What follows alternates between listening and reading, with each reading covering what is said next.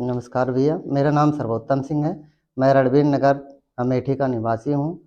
मेरे यहाँ इतनी समस्या हुआ करती थी कि मैं कभी मेरे पास एक ऑटो बाइक की दुकान है, मैं पैसा कमाता हूँ लेकिन चला जाता था। फिर उसके बाद मैंने घर बनाने के लिए मैंने बहुत कोशिश किया, इतना कोशिश किया कि पैसा जुटाता, खर्च हो जाता, जुटाता, खर्च हो जाता। एक टाइम ऐसा आया कि जो है हमारे घर में कुछ भी नहीं रहता था।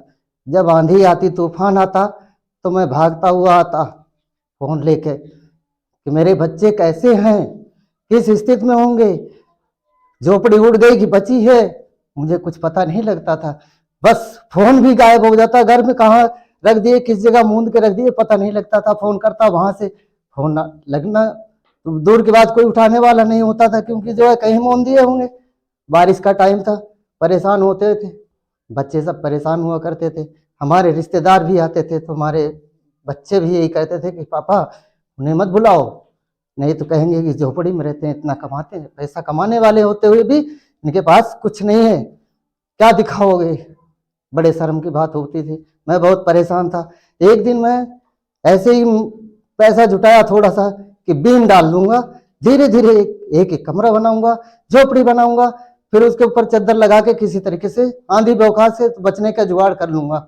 इतना सोचा मैंने। फिर हमारे एक गांव के मित्र मिले, राजेश सिंह।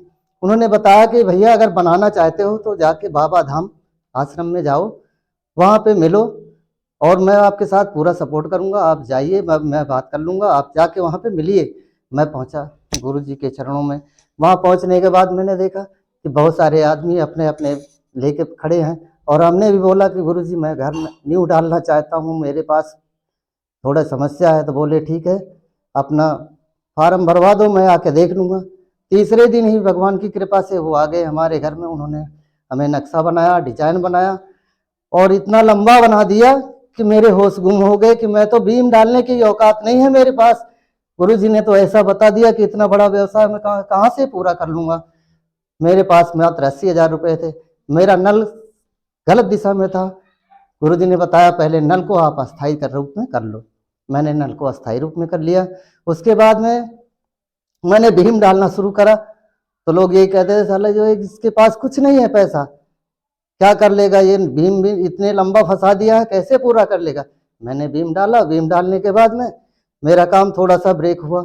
उसके बाद गुरुजी ने मैंने बात किया, गुरुजी कैसे हो गया, गुरुजी मुझे बताइए, मेरा काम ब्रेक हो रहा है। गुरुजी ने बताया पहले आप दक्षिण दिशा से मिट्टी डालना शुरू कर दीजिए, ऊंचा हो जाएगा तो आपका विकास तुरंत शुरू हो जाएगा। मेरे पास पैसा भी नहीं था, मैंने फिर मिट्टी डलवाया। डलवाते ही मेरा काम शुरू हो गया। मिस्त्रियों ने भी पैसा नहीं लिया, जो कि हमारे रिश्तेदार थे, 1 रुपया भी नहीं लिए। उन्होंने इतनी बड़ी बिल्डिंग खड़ी कर दी। जो हमारे पास 80,000 रुपये थे, उसमें से 20,000 रुपये तो मेरे खर्च हो गए थे नल के बोरिंग करवाने में। बचा था 60,000। 60,000 से मेरे पास कैसे आ गया पैसा, कम से कम 8 से 10 लाख रुपए लगभग लागत लग गई होगी। ये कैसे आ गया मैं कुछ नहीं जानता हूँ, ये गुरु जी की कृपा है, बस ये गुरु जी की कृपा है। मेरा ये जो मकान देख रहे हैं आप लोग, ये बनाया हुआ, ये जो लागत से लगा दिया हमने, कहाँ से पैसा आया मुझे कुछ पता नहीं था। आज जो मैंने खड़ा करा है, मैं वही मकान से अपना इंटरव्यू दे रहा हूँ।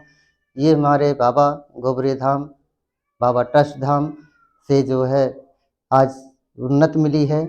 जिन भाइयों को भी कष्ट हो, जिस किसी भी प्रकार का, हमारा तो कष्ट थी इतना था कि मुझे झोपड़ी में रहने के लिए इतना मजबूर था मैं, बच्चों के लिए बहुत परेशान था मैं।